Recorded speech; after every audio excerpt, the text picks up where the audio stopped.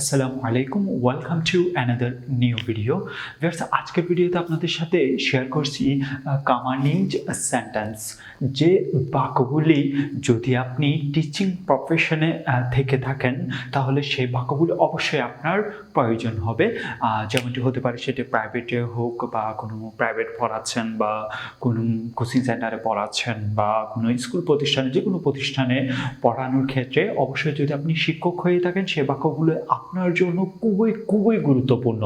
যে বাক্যগুলির মিনিংগুলি বাংলা এবং ইংরেজিগুলি বাংলা জানা থাকলেও তবে ইংরেজিগুলি না জানলে অনেকটা বেটার টিচিং প্রফেশনে আপনি ভালো কিছু করতে পারবেন না, এরকম বিষয় আমার মনে হতে পারে। তো অবশ্যই আপনাকে এই বেসিক যে শর্ট কিছু কমান্ডিং সেন্টেন্স আছে, শিক্ষক হিসেবে আপনার সেই বাক্যগুলি প্রয়োজন হতে পারে। পর্ব আকারে প্রায় 100টি বাক্য আপনাদের সাথে শেয়ার করব। তো আজকের প্রথম পর্বে আপনাদের সাথে আমি 2টি স্টেপে 20টি বাক্য শেয়ার করব। প্রথম স্টেপে আমি এখানে 13টি বাক্য লিখেছি বাংলাতে, তবে সেই বাক্যগুলো আমি ইংরেজিটি কমানে শেয়ার করব। এর পরবর্তী দ্বিতীয় স্টেপেও আপনাদের সাথে আমি আরও 7টি বাক্য লিখব। তো অবশ্যই আপনারা ভিডিওটি মনোযোগ সহকারে দেখবেন। যে বাক্যগুলি আপনাদের সাথে শেয়ার করতে চলেছি সেই বাক্যগুলি যদি আপনার জানা থাকে ইংরেজিটি কি হবে, অবশ্যই চাইলে আপনারা আপনার ফেসবুকে এই ভিডিওর লিঙ্কটি শেয়ার করে অপরকে জানার সুযোগ করে দিতে পারেন। আর বকবক না করে আমরা মূল পর্বে চলে যাই ভিডিওর। তো প্রথম দিকে এখানে যে বাক্যটি আপনারা দেখতে পাচ্ছেন, দাঁড়াও, দাঁড়িয়েও না, দুইটি বিষয় দেখতে পাচ্ছেন। দাঁড়াও বা স্টুডেন্টকে বললেন দাঁড়াও, আমরা বাংলাতে বলি দাঁড়াও। অবশ্যই আমরা সিম্পল এই বাক্যটির ইংরেজিটি কী হবে আমরা সবাই জানি। পাশে লেখা আছে দাঁড়িয়েও না, দাঁড়িয়েও না। তো এটারও মনে হয় আমরা সবাই আমাদের সবার জানা আছে এটির ইংরেজিটি কী হবে। তবে অনেকের জানা থাকলেও অনেকটা হেসিটেট ফিল করে, অনেকটা দ্বিধাদ্বন্দ্ব ভুগে আসলে এটা কি সঠিক ফর্মে বলতেছি কিনা বা সঠিক ফর্মে বলা হচ্ছে কিনা। তো প্রথম দিকে যে বাক্যটি আপনারা এখানে দেখতে পাচ্ছেন দাঁড়াও, তো এটি যদি আপনারা ইংরেজিতে বলেন তাহলে আপনাকে বলতে হবে স্ট্যান্ড আপ। বলতে হবে কি স্ট্যান্ড আপ। আমরা অনেকে বলি স্ট্যান্ড আপ, স্ট্যান্ড আপ, তো অবশ্যই এটি বলা যাবে না, স্ট্যান্ড আপ, স্ট্যান্ড আপ। কারণ এর উচ্চারণ হবে এই, এর উচ্চারণ হবে এই। আমাদের বলতে হবে স্ট্যান্ড আপ না স্ট্যান্ড আপ, স্ট্যান্ড আপ, মানে একটু রিদম উপরে উঠবে। Stand up, stand up, stand up, এটা রং হবে, এটি ভুল হবে। এর উচ্চারণটি হবে এই, এই স্থানে এর উচ্চারণ হবে এই। তো সেই সুবাদে আপনাকে বলতে হবে stand up, stand up, stand up. আর যদি বলেন দাঁড়িয়েও না, তো এটি যদি ইংরেজিতে বলতে চান তাহলে আপনাকে বলতে হবে don't stand up, don't stand up. আমি এখানে লিখছি যেহেতু ওইদিকে আরেকটি বাক্য লিখতে হবে। দাঁড়িয়েও না, don't stand up, don't stand up, don't stand up. যদি বলেন দাঁড়াও, স্ট্যান্ড আপ, স্ট্যান্ড আপ। আর যদি বলেন দাঁড়িয়েও না, don't stand up, don't stand up. এর পরবর্তী দ্বিতীয় ক্ষেত্রে যে বাক্যটি আপনারা দেখতে পাচ্ছেন বসো, তো এই বাক্যটি সম্পর্কে আসলে তেমন কিছু বলার প্রয়োজন নেই, যেহেতু এই বাক্যটি সবাই জানি। সিট ডাউন, সিট ডাউন, আমাদের বলতে হবে sit down, sit down, down না ডাউন, ডাউন উন হবে, উ উচ্চারণ হবে, সিট ডাউন। এর পরবর্তী যদি বলি বসো না, তাহলে এটি আমরা ইংরেজিতে বলবো কি don't sit down, don't sit down. আমরা বলবো কি ডোন্ট সিট ডাউন, বসো, সিট ডাউন, বসো না, ডোন্ট সিট ডাউন। এইখানে আসো, এইখানে আসো। তো এটি যদি ইংরেজিতে বলেন তাহলে আপনাকে বলতে হবে কাম হিয়ার, কাম হিয়ার, এখানে আসো, কাম হিয়ার, এখানে আসো, কাম হিয়ার। আর যদি বলি সেখানে যাও, সেখানে যাও, গো দেয়ার। এখানে আসো, কাম হিয়ার, এখানে আসো, কাম হিয়ার। আর যদি বলেন সেখানে যাও তাহলে আপনাকে বলতে হবে গো দেয়ার, গো দেয়ার, সেখানে যাও, গো দেয়ার, কাম হিয়ার, এখানে আসো। এর পরবর্তী যেটি দেখতে পাচ্ছেন আশাবাদী হও। কোন একটা স্টুডেন্ট আপনি কিছু বলার পর বা শিক্ষক কিছু বলার পর স্টুডেন্ট খুবই হতভম্ব হয়ে আছে, এমন সময় আপনি জাস্ট তাকে একটি বাক্য বললেন যে আশাবাদী হও। তুমি যে পরীক্ষায় খারাপ করছো বা আজকের পড়াটি দিতে পারোনি, এমন সময়ে আপনি তাকে বললেন যে তুমি আশাবাদী হও, পরবর্তী ইনশাআল্লাহ চেষ্টা করো, পরবর্তীতে তুমি পারবে। তো এই বিষয়টুকু বলার পর আমি যে তাকে বললাম আশাবাদী হও, তো এটি যদি ইংরেজিতে বলেন তাহলে আপনাকে বলতে হবে বি অপটিমিস্টিক। আশাবাদী হও, বি অপটিমিস্টিক, আশাবাদী হও, বি অপটিমিস্টিক। কোনো একটা দিক নির্দেশনা দিলেন, এমন সময় সেই দিক নির্দেশনা পালন করতে গিয়ে খুবই উত্তেজিত হয়ে গেল, তো সেক্ষেত্রে আপনি যে তাকে বললেন উত্তেজিত হয়েও না, তো এটি যদি আপনি তাকে বাংলাতে না বলে চাইলে ইংরেজিতে বলতে পারেন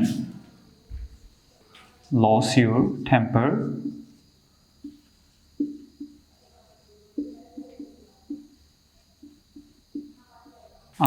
উত্তেজিত হয়েও না, ডোন্ট লস ইউর টেম্পার, উত্তেজিত হয়েও না, ডোন্ট লস ইউর টেম্পার। এর পরবর্তী যে বাক্যটি দেখতে পাচ্ছেন আমার দিকে তাকাও, বা আপনি কোনো একটা বিষয় বোঝাচ্ছেন, এমন সময় সেই ছাত্ররা জানালার দিকে বা আদার্স অন্য কোনো দিকে তাকিয়ে আছে, এমন সময়ে আপনি স্টুডেন্টদেরকে বলেন বা কোনো একজনকে ইঙ্গিত করে বলেন আমার দিকে তাকাও।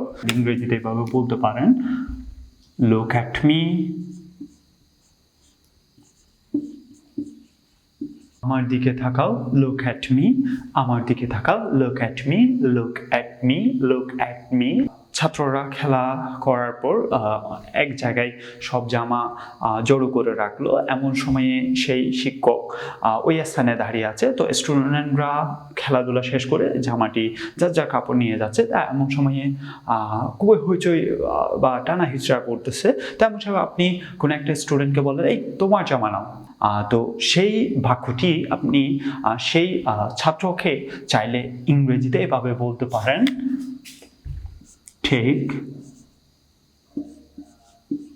take your cloth, তোমার জামা নাও, take your cloth, তোমার জামা নাও, take your cloth। ছাত্ররা খেলা খেলতেছে, এমন সময় আপনি মাঠের বাহির থেকে বললেন কোন একটা স্টুডেন্টকে এই বলটি লাথি মারো। তো এই বাক্যটি সেই ছাত্রকে যদি ইংরেজিতে বলতে চান তাহলে আপনাকে বলতে হবে kick the ball, বলটিকে লাথি মারো, কিক দ্য বল, বলটিকে লাথি মারো, কিক দ্য বল। এর পরবর্তী যে বাক্যটি দেখতে পাচ্ছেন শেষের দিকে ভেতরে যাও, বাহির হও, আমরা সবাই জানি, তো এই বাক্যটি সম্পর্কে আমাদের বেশ কিছু বলতে হবে না, তারপরও আমি একবার বলে দিচ্ছি। ভেতরে যাও আমরা বলবো কি গেট ইন, ভেতরে যাও গেট ইন। আর যদি বলি বাহির হও তাহলে আপনাকে ইংরেজিতে বলতে হবে গেট আউট। ভেতরে যাও গেট ইন, ভেতরে যাও গেট ইন, বাহির হও গেট আউট। তৃতীয় স্টেপে যে বাক্যটি দেখতে পাচ্ছেন অনুমতি ছাড়া প্রবেশ করো না, অনুমতি ছাড়া প্রবেশ করো না। কোনো একটা স্টুডেন্ট আপনি ক্লাস নিচ্ছেন, এমন সময় স্টুডেন্ট দেরিতে আসলো, সে ধরে ক্লাসের মধ্যে শ্রেণীকক্ষে প্রবেশ করে ফেললো, তখন আপনি সেই স্টুডেন্টকে বলছে আজকে চলে আসছো, বসো, তবে পরবর্তী সময়ে অবশ্যই তোমাকে যে দরজায় এসে অবশ্যই পারমিশন নিয়ে শ্রেণীকক্ষে প্রবেশ করতে হবে। তো আপনি সেই ছাত্রকে বললেন অনুমতি ছাড়া প্রবেশ করো না, অনুমতি ছাড়া প্রবেশ করো না। তো এই বাক্যটি সেই ছাত্রকে চাইলে আপনি বাংলাতে না বলে চাইলে ইংরেজিতে এভাবে বলতে পারেন do not enter without permission। অনুমতি ছাড়া প্রবেশ করো না, do not enter without permission, do not enter without permission, do not enter without permission।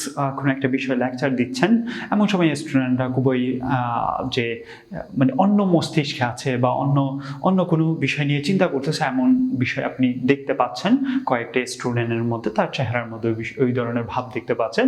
এমন সময় আপনি কোনো একটা স্টুডেন্টকে বা স্টুডেন্টদেরকে বললেন সতর্কতার সাথে শোনো, মানে আমি কি বলতেছি বিষয়টুকু সতর্কতার সাথে শোনো বা সতর্কতার সাথে শোনো। তো এই বাক্যটি আপনি সেই ছাত্রদেরকে বাংলাতে না বলে চাইলে ইংরেজিতে এভাবে বলতে পারেন listen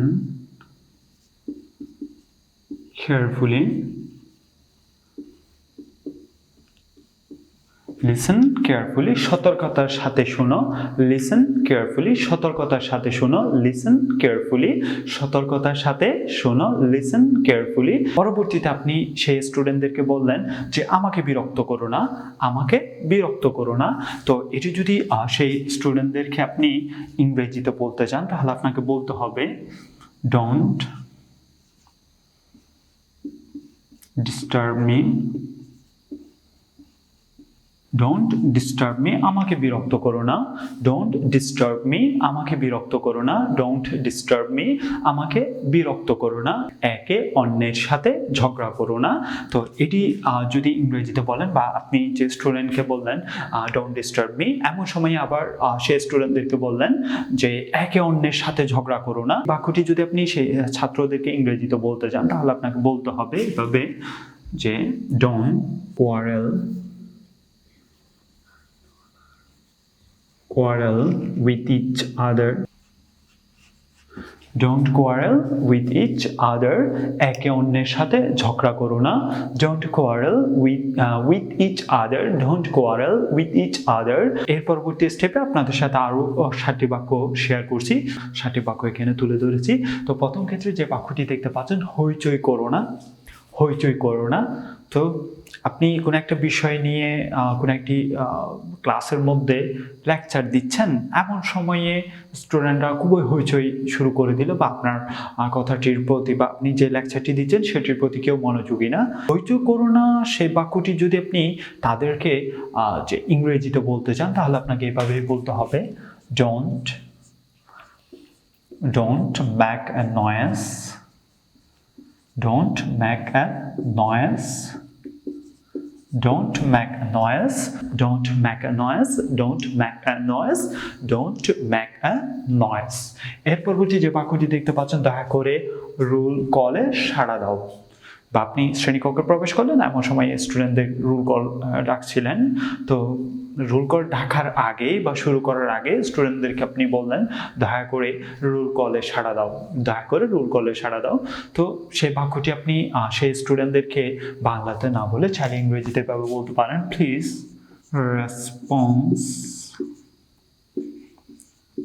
response your roll call, please response your roll call, please response your roll call, দয়া করে রোল কলে সাড়া দাও।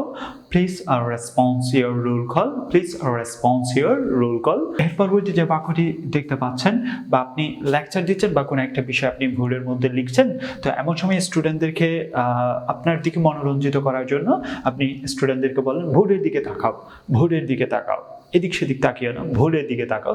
যে বোর্ডের দিকে তাকাও যে বাক্যটি আমরা বাংলাতে বললাম সেই বাক্যটি স্টুডেন্টদেরকে চাইলে ইংরেজিতে এভাবে বলতে পারেন look at the board, look at the board, বোর্ডের দিকে তাকাও, look at the board, বোর্ডের দিকে তাকাও, look at the board। তবে আপনারা ভিডিওর দিকে তাকান, look at the video, বোর্ডের দিকে তাকাও, look at the board, look at the board, look at the board। এর পরবর্তী বা বোর্ডের দিকে তাকানোর পর এমন সময় আপনি স্টুডেন্টদেরকে বললেন আমার কথা শোনো, আমার কথা শোনো। তো এই বাক্যটি যদি ইংরেজিতে বলেন তাহলে আপনাকে বলতে হবে listen to me, listen to me, আমার কথা শোনো, লিসেন টু মি, আমার কথা শোনো, লিসেন টু মি। এই ধরনের বাক্য বা শেয়ার করার জন্য অনেকে বিভিন্ন ভিডিওতে কমেন্ট করছে বিধায় আজকে এই বাক্যগুলি শেয়ার করছি। স্টুডেন্টদেরকে বললেন দয়া করে শান্ত হও, দয়া করে শান্ত হও, না হয় বললেন চুপ করো, চুপ করো, এই বাক্যগুলি বললেন। তো এই বাক্যগুলি যদি স্টুডেন্টদেরকে আপনি ইংরেজিতে বলতে চান তাহলে আপনাকে এইভাবে বলতে হবে quiet please, keep quiet, keep কোয়াইটও বলতে পারেন, না হয় চাইলে বলতে পারেন বি কোয়াইট, দয়া করে শান্ত হও, না হয় বললেন চুপ করো। তো এই বাক্যগুলি যদি আপনি ইংরেজিতে বলতে চান তাহলে এভাবে বলতে হবে আপনাকে। যদি বলেন দয়া করে শান্ত হও, quiet please, quiet please, quiet please, quiet please. আর না হয় বলেন চুপ করো, কিপ কোয়াইট, কিপ কোয়াইট, চাইলে বলতে পারেন be quiet, be quiet, be কোয়াইটও বলতে পারেন, না হয় বলতে পারেন কিপ কোয়াইট, চুপ করো, keep quiet, না হয় বলতে পারেন be quiet, আর না হয় বলতে পারেন keep quiet, চুপ করো, keep quiet। আর যদি বলো দয়া করে শান্ত হও, quiet please, প্লিজ। এর পরবর্তী যে বাক্যটি দেখতে পাচ্ছেন অনুগ্রহপূর্বক চুপ করো, এটি যদি আপনি সেই স্টুডেন্টদেরকে বাংলাতে না বলে চাইলে ইংরেজিতে এভাবে বলতে পারেন সাইলেন্ট প্লিজ, না হয় বলতে পারেন প্লিজ সাইলেন্ট। অনুগ্রহপূর্বক চুপ করো বলতে পারেন সাইলেন্ট প্লিজ, আর না হয় বলতে পারেন প্লিজ সাইলেন্ট, আর না হয় বলতে পারেন সাইলেন্ট প্লিজ, আর না হয় বলতে পারেন প্লিজ সাইলেন্ট। অনুগ্রহপূর্বক চুপ করো, প্লিজ সাইলেন্ট, না হয় বলতে পারেন সাইলেন্ট প্লিজ। এর পরবর্তী যে বাক্যটি দেখতে পাচ্ছেন পরবর্তী ক্লাসে দেখা হবে। শ্রেণীকক্ষ থেকে আপনি অনেকক্ষণ লেকচার দেওয়ার পর ক্লাস শেষ হয়ে গেল, এমন সময় আপনি যাওয়ার পথে তাদেরকে বললেন যে পরবর্তী ক্লাসে দেখা হবে। চাইলে ইংরেজিতে এভাবে বলতে পারেন you next class, see you next class, পরবর্তী ক্লাসে দেখা হবে। see you next class, পরবর্তী ক্লাসে দেখা হবে। see you next class, see you next video. That's it. If you have any questions, please send me a message on my Facebook page. Please like in this video and publish your comment below and share this video with your friends. Allah Hafiz.